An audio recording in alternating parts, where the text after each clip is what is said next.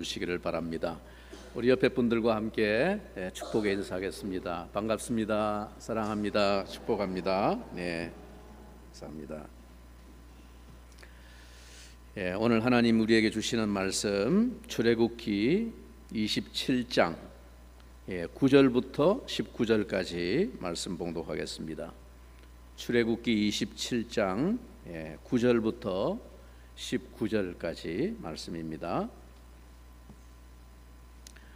제가 하나님의 말씀을 받들어 읽겠습니다.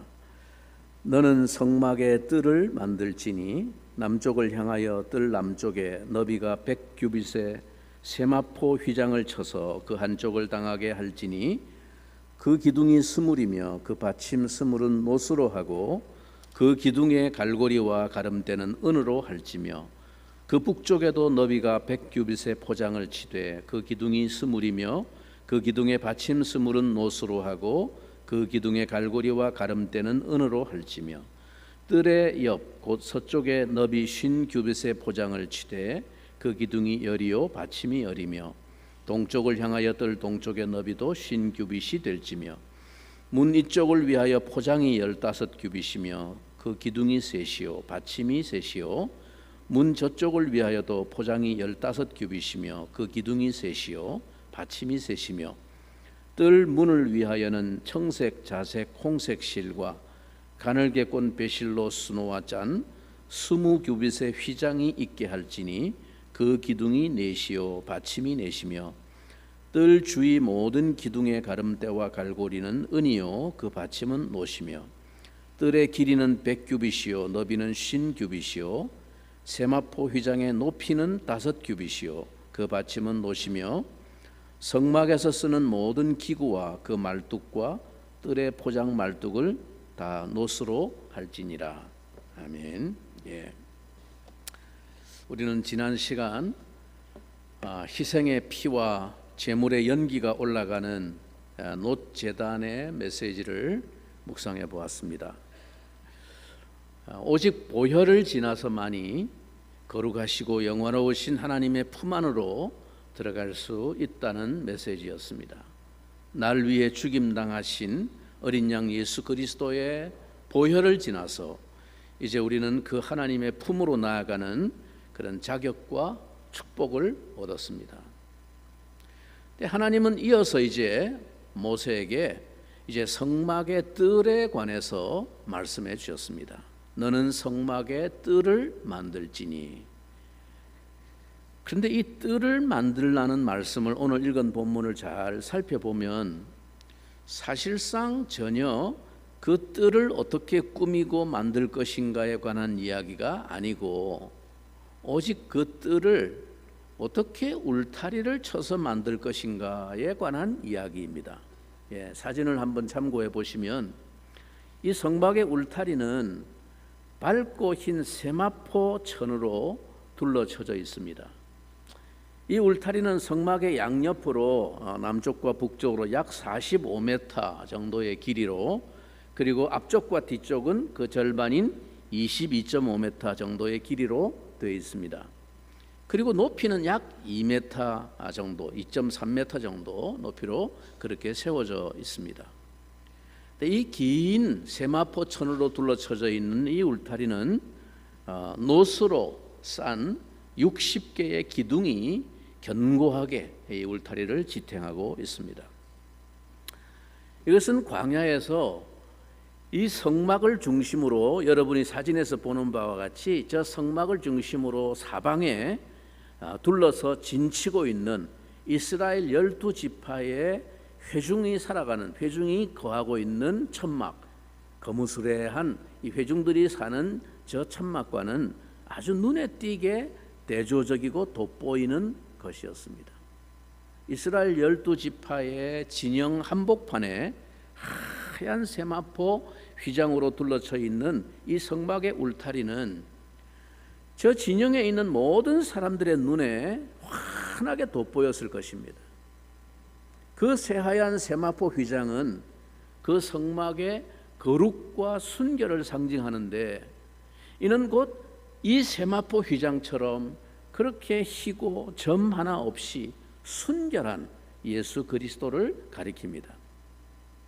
저 거무튀튀한 회색빛 천막에 사는 우리, 더러운 세상에 사는 우리의 모습이 그분의 완전한 의와 순결과는 엄청난 대조를 이루고 있습니다. 여러분, 무엇을 우리에게 보여주고 있습니까? 우리에게는 의가 없고, 우리의 의라고 하는 것은 더러운 옷과 같아서 하나님께 나아갈 수 없지만, 오직 하나님 앞에 완전한 의와 순결을 지니신 그리스도 예수 안에 들어갈 때 우리는 그분의 그 의로 우리는 감싸지게 되는 것입니다. 덧입혀지게 됩니다. 오직 우리는 그분 안에서만 온전한 의를 얻게 됩니다.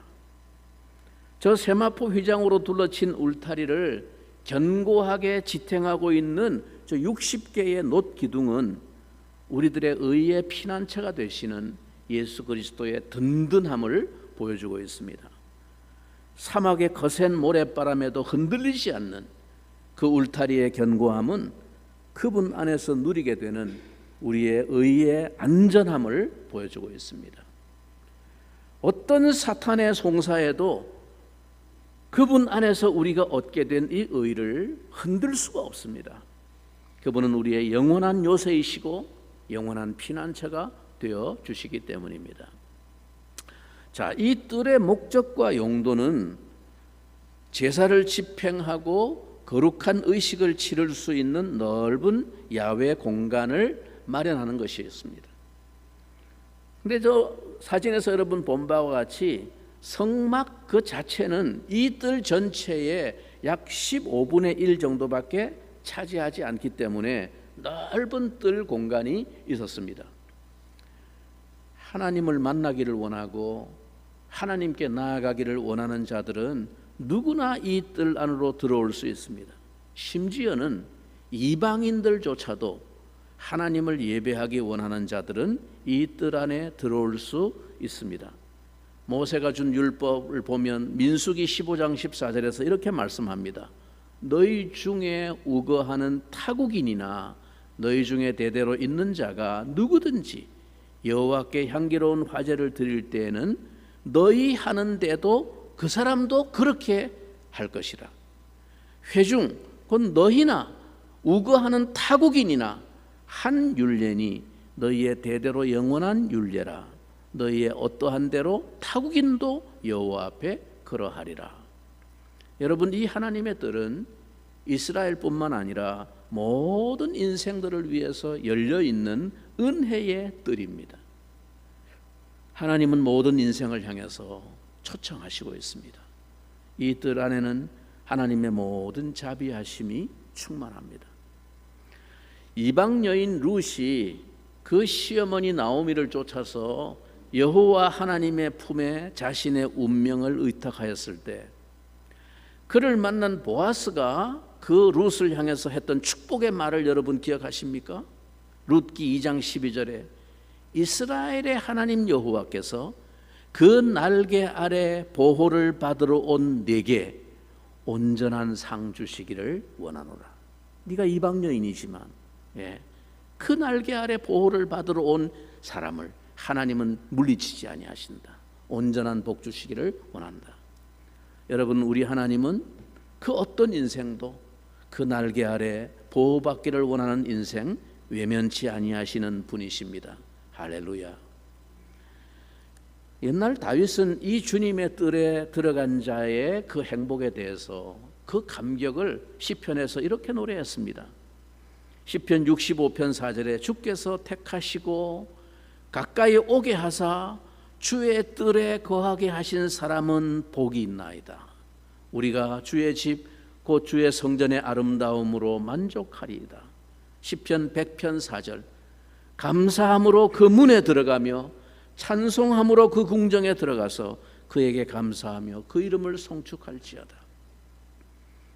주의 장막에 들어간 자의 행복을 경험했던 옛날 한 성도는 이렇게 그 자리를 사모하는 그 마음의 갈망을 노래했습니다. 고라 자손의 시편입니다. 84편 1절에 만군의 여호와여 주의 장막이 어찌 그리 사랑스러운지요. 내 영혼이 여호와의 궁정을 사모하여 쇠약하며 내 마음과 육체가 생존하시는 하나님께 부르짖나이다. 나의 왕 나의 하나님 만군의 여호와여, 주의 제단에서 참새도 제 집을 얻고 제비도 새끼들 보금자리를 얻었나이다. 주의 집에 거하는 자가 복이 있나이다. 저희가 항상 주를 찬송하리이다. 자비에 풍성하신 우리 하나님은 참새와 제비도 내어 쫓지 아니하시고 보금자리를 얻게 하시는 분이십니다. 하물며 천하보다 귀하다고 말씀하신 한 인생이 그분의 자비하심을 의지해서 그 품에 나아가기를 원할 때 그분은 외면치 아니하실 것입니다. 사랑하는 성도 여러분, 그런데 우리가 어떻게 이 성막 안으로 들어갈 수가 있습니까? 이 성막에 들어갈 수 있는 문은 동편에 오직 하나뿐입니다. 유일한 문입니다. 성막에는 옆문이나 후문이 없습니다. 비상구도 없습니다. 그 긴 울타리에 쉽게 옆으로 들어갈 수 있는 문이 없습니다. 출애굽기 27장 오늘 본문 16절, 뜰 문을 위하여는 청색, 자색, 홍색 실과 가늘게 꼰 배실로 수놓아 짠 20규빗의 휘장이 있게 할지니 그 기둥이 넷이요 받침이 넷이며. 이 뜰의 출입문으로 만들어진 이 휘장은 성소로 들어가는 휘장과 성소 안에서 지성소로 들어가는 그 휘장과도 밀접한 관계가 있습니다. 나는 길이요 나는 문이라고 말씀하시는 예수 그리스도를 떠나서는 결코 어떤 형태로도 어떤 인생도 하나님께 나아갈 수 없음을 강력하게 시사해 주고 있습니다. 여러분, 창세기 6장에 하나님이 노아에게 설계해 주신 방주에도 문은 몇 개였습니까? 문은 오직 하나였습니다. 죄인이 하나님의 생명 속으로 들어갈 수 있는 길은 유일한 구원자 예수 그리스도이십니다. 그래서 요한복음 10장 9절에서 주님은 이렇게 말씀하십니다. 내가 문이니 누구든지 나로 말미암아 들어가면 구원을 얻고 또 들어가며 나오며 꼴을 얻으리라. 사도 바울도 말합니다. 디모데전서 2장 5절에 하나님은 한 분이시요 또 하나님과 사람 사이의 중보도 한 분이시니 곧 사람이신 그리스도 예수라. 예수 그리스도만이 유일한 구원의 길이요 문입니다. 많은 사람들이 이야기하듯이 누구나 각기 다양한 방법과 다양한 길을 통해서 구원에 이를 수 있는 것이 아닙니다. 하나님은 다른 길을 주신 적이 없습니다. 오늘날 교회는 그 어떤 시대보다도 강력한 사탄의 도전을 받고 있습니다.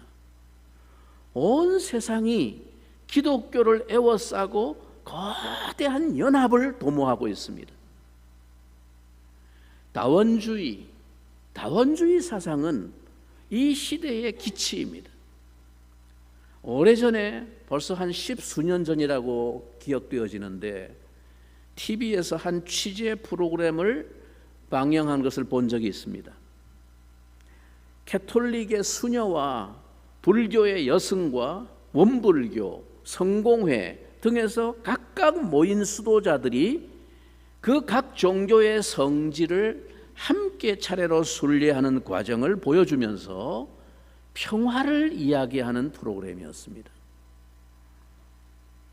함께 달라이 라마도 가서 만나고 함께 이슬람의 지도자도 만나고 함께 캐톨릭의 교황도 접견하면서 모두가 포용과 하나됨을 이야기하고 있었습니다. 즉 추구하는 목표는 같은데 길은 여러 가지라는 것입니다. 서로가 그 각자의 길을 존중하고 인정할 때 인류는 하나가 되고 평화를 공유할 수 있다는 것이죠. 얼마나 멋있는 말입니까? 이것은 오늘 이 시대에 가장 무서운 복음의 대적입니다. 주님은 분명하게 단도직입적으로 선언하셨습니다. 요한복음 14장 6절에 예수께서 가라사대 내가 곧 길이요 진리요 생명이니 나로 말미암지 않고는 아버지께로 올 자가 없느니라. 사도행전 4장 12절에서도 말합니다. 다른 이로서는 구원을 얻을 수 없나니 천하 인간의 구원을 얻을 만한 다른 이름을 우리에게 주신 일이 없음이니라 하였더라. 여러분, 오늘날 이 시대에 사람들의 마음을 사기 위하여 다원주의를 표방하고 있는 일부 교회의 지도자들은 성경에서 이 복음을 지워야 합니다. 성경은 분명히 이렇게 말씀하는데 사람들의 관심을 얻기 위해서 교회의 지도자들이 다원주의를 포용하고 주장하는 발언을 한다는 것은, 여러분, 우리는 결코 다른 종교의 사람들을 미워하지 않습니다. 원수같이 대적하지 않습니다. 다른 종교를 인격적으로 존중해야 합니다. 힘과 강압에 의해서 사람의 회심을 만들어낼 수는 없는 것입니다. 어떤 명분으로도 십자가 전쟁의 논리는 성경의 가르침이 아닙니다. 종교 전쟁은 가장 야만적이고 반기독교적인 악입니다. 그런 의미에서 중세 천주교가 행했던 십자군 전쟁은 가장 잔인한 악을 행한 것입니다. 그것이 결과적으로 오늘날 서구 사회에 얼마나 사람들의 마음속에 복음의 장벽이 되고 있는지 모릅니다. 그게 하나님이야? 그게 기독교가 말하는 사랑이야? 사람들의 마음이 완전히 닫혔습니다. 그 역사 때문에. 그러나 그렇다고 해서 여러분, 그것이 우리가 다원주의 사상을 인정하고 옳다고 받아들이고 지지할 수 있는 것을 의미하는 건 아닙니다. 여러분, 이 문은 폭이 20규빗이라고 합니다. 약 9m 정도 되는 폭의 문입니다. 원하는 자는 누구나 들어올 수 있도록 하나님의 사랑이 이토록 넓은 문을 만들게 하신 것입니다. 하나님은 모든 사람이 구원받기를 원하십니다. 디모데전서 2장 4절에 하나님은 모든 사람이 구원을 받으며 진리를 아는 데 이르기를 원하시느니라. 원하는 자는 누구나 그 문으로 들어올 수 있습니다. 요한계시록 22장 17절에 말합니다. 성령과 신부가 말씀하시기를 오라 하시는도다. 듣는 자도 오라 할 것이요 목마른 자도 올 것이요 또 원하는 자는 값없이 생명수를 받으라 하시더라. 여러분, 이 문은 청색, 자색, 홍색 실과 가늘게 꼰 하얀 배실로 수놓아 짠 아름다운 휘장입니다. 우리는 이것이 그리스도를 상징하고 있음을 이미 앞에서 살펴본 바가 있습니다. 주님은 아주 분명하게 직설적으로 선언하셨습니다. 내가 문이니 누구든지 나로 말미암아 들어가면 구원을 얻고 또는 들어가며 나오며 꼴을 얻으리라. 오직 그 문으로 들어간 자들이 구원을 얻는다고 말씀하는 것입니다. 많은 사람들이 이것을 오해하고 착각하고 있습니다. 많은 사람들이 예수가 구원에 이르는 문이라는 사실을 알고 있습니다. 예수도 구원의 진리를 설파한 사람이다 인정합니다. 그리고 그분에 대해서 존경하고 호의적인 마음을 많은 사람이 가지고 있습니다. 그러나 그분 안으로 자기 발을 들여놓지 않고 있습니다.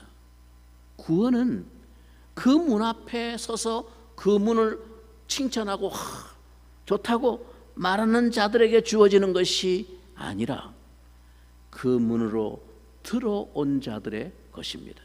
누구든지 나로 말미암아 들어가면 구원을 얻는다 말씀하셨습니다. 여러분, 이 문은 아직도 우리를 향해 열려 있습니다. 예수 그리스도는 지금도 여러분을 초청하고 계십니다. 수고하고 무거운 짐진 자들아 다 내게로 오라. 내가 너희를 쉬게 하리라. 아버지께서 내게 주시는 자는 다 내게로 올 것이요 내게 오는 자는 내가 결코 내어 쫓지 아니하리라. 그러나 여러분, 이 문은 영원히 열려 있지는 않을 것입니다. 이 문은 곧 닫히는 순간이 올 것입니다. 노아의 때도 사람들은 그 소리에 귀를 기울이지 않았습니다. 그러나 마침내 땅에 비가 오기 시작하던 날 그 방주의 문은 닫히고 말았습니다. 결국 그 문으로 들어가지 않은 모든 인생들은 물속에 잠기고 말았습니다. 주님은 어느 날 사람들에게 한 가지 비유를 통해서 이 문이 닫히는 때가 올 것을 경고해 주셨습니다. 혼인잔치에 신랑을 맞이할 10처녀의 이야기를 통해서 이 문이 한번 닫히면 다시는 열리지 않고 그 문 밖에서 슬피 울며 이를 가는 이들이 있을 것임을 주님이 경고하셨습니다. 여러분은 지금 이 문 안에 들어와 있습니까? 아니면 아직도 이 문 밖에서 이 문에 관해서 그저 좋은 마음, 호감을 가진 사람으로 그냥 그 문 앞에만 왔다 갔다 서성이고 있습니까? 여러분, 그 문은 어느 날 홀연히 닫히게 될 것입니다. 그리고 다시는 열리지 않을 것입니다. 다시는 열리지 않는 그 문 밖에서 슬피 울며 이를 가는 이들이 있을 것을 주님은 여러 차례 갖가지 비유를 통해서 경고해 주셨습니다. 저는 여러분 가운데 한 사람도 그날 그 무리들 가운데 문 밖에 서 있는 사람이 없기를 바랍니다. 사랑하는 형제자매 여러분, 저는 오늘 아침 이제 이 성막의 뜰을 묵상하면서 여기서 발견하게 된 또 하나의 메시지에 마지막 결론적으로 주목하고 싶습니다. 여러분, 이 성막은 가장 고귀하고 아름다운 재료들로 화려하게 장식되었지만 그러나 정작 그것이 세워진 바닥은 어디입니까? 맨 땅 그대로입니다. 즉 광야의 이스라엘 백성들이 진을 치고 걷고 있던 모래땅 그 위에 그대로 세워졌습니다. 가장 거룩하시고 영광스러우신 하나님이 그 백성과 함께 거하시기 위해 친히 임재하신 장소를 정하신 곳이 바로 그 백성들이 밟고 있는 그 광야 길이라는 것입니다. 하나님은 저 하늘의 보좌에서 우리들을 내려다보시는 분이 아니라 우리가 걷고 있는 이 땅의 이 삭막한 광야길 위에 당신의 임재의 보좌를 같이 두시고 그 길을 지금 함께 걷고 계시는 것입니다. 사랑하는 성도 여러분, 우리는 지금 이 길을 홀로 걷고 있는 것이 아닙니다. 하나님 보이지 않죠? 때로 나 홀로 이 고난의 인생길에 내팽개져 있는 것처럼 느껴질 때가 있죠. 그러나 여러분, 우리는 결코 이 길을 혼자 걷고 있는 것이 아닙니다.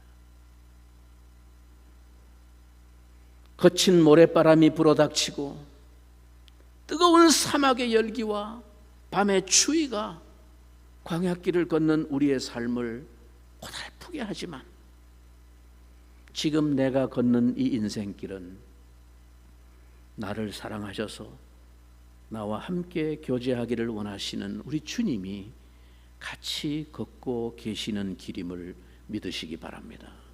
이것이 하나님이 당신의 그 화려하고 영광스러운 성막을 이스라엘 회중들과 똑같은 광야의 바닥에 세우신 이유인 것입니다.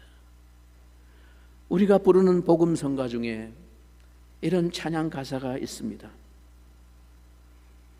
너무 견디기 힘든 지금 이 순간에도 주님이 일하고 계시잖아요. 남들은 지쳐 앉아 있을지라도 당신만은 일어서세요.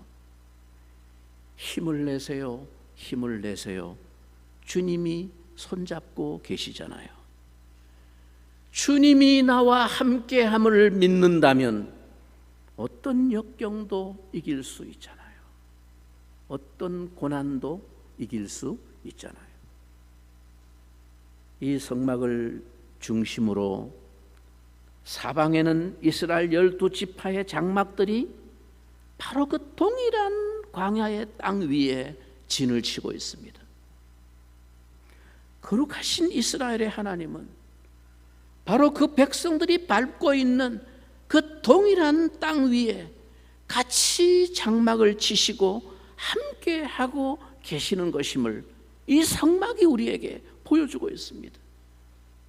나는 너희와 동떨어져서 편안한 하늘 보좌 위에서 구경만 하고 있는 신이 아니다. 나는 바로 네 곁에 네가 오늘도 걷고 있는 이 메마르고 뜨거운 광야길을 나도 함께 하고 있는 하나님이다. 이스라엘 백성들은 그 성막을 바라볼 때마다 자기들이 친 천막과 똑같은 자리에 그 중앙에 자리하고 계신 하나님을 보면서 이 놀라운 감격의 은혜를 묵상했던 것입니다. 여러분, 그분의 장막, 하나님이 거하시는 이 성막은 대리석이나 황금이 바닥에 깔려 있지 않습니다. 성소 안에 우리가 지난 시간 묵상했던 대로 그 찬란한 영광이 덮고 있는 그 아름다움에도 불구하고, 그러나 그 바닥만큼은 전혀 다른 포장을 언급하고 있지 않습니다. 하나님이 모세에게 계시해 주신 이 성막에 관한 기록을 자세히 읽어보세요. 바닥에 대해서는 아무 얘기가 없어요. 심지어 하나님의 임재의 상징인 언약궤를 천사들이 호위하고 모셔서 있는 지극히 거룩한 지성소 안에도 마찬가지로 그 바닥은 맨 땅이었습니다. 여러분, 이것은 결코 이방의 신전에서는 볼 수 없는 모습입니다. 어디 이방의 신전이 이런 신전이 있습니까? 메마른 모래바닥, 그 사막의 광야길을 걷고 있는 자기 백성들과 함께 그 길을 걸으시는 우리 하나님의 사랑입니다. 그러나 후대에 솔로몬이 지은 성전은 여러모로 이 광야의 성막과는 그 재료나 규모 면에서 많은 차이를 나타냅니다. 이스라엘이 하나님의 약속의 기업 땅에 정착하게 되었을 때는 더 이상 이동이 필요 없기 때문에 성전도 더 이상 이동식 천막 성막이 아닌 돌 기둥으로 지은 견고한 성전이 되고, 그때 성전의 내외 전 마룻바닥에는 금으로 바닥이 깔렸습니다. 여러분, 이것은 마침내 우리가 하나님의 기업의 땅, 약속의 땅, 우리의 본향 하나님의 나라에 우리가 도달하게 되면 더 이상 우리의 삶은 광야의 길이 아님을 예시해 주고 있는 것입니다. 계시록에 보여준 비전에 의하면 그때 우리는 하나님의 보좌 앞으로 연결된 그 길을 걸을 텐데, 그 길이 무슨 길이라고 그랬습니까? 황금으로 깔린 길을 걸을 것이라고 요한계시록은 묘사하고 있습니다. 그날이 오면 우리에게는 더 이상 이 광야길에서 겪은 모든 고생과 수고가 끝날 것이며, 광야의 인생길에서 우리가 흘린 눈물을 주께서 닦아 주실 것입니다. 그러나 그 주님은 우리가 이 거칠고 고달픈 광야길을 걸어오는 동안 줄곧 그 땅 위에서 같이 그 길을 내 곁에서 걸어오신 분이십니다. 그분은 우리가 이 고달픈 광야길을 걷는 동안 혼자 하늘의 영광만을 누리면서 편히 계셨던 분이 아닙니다.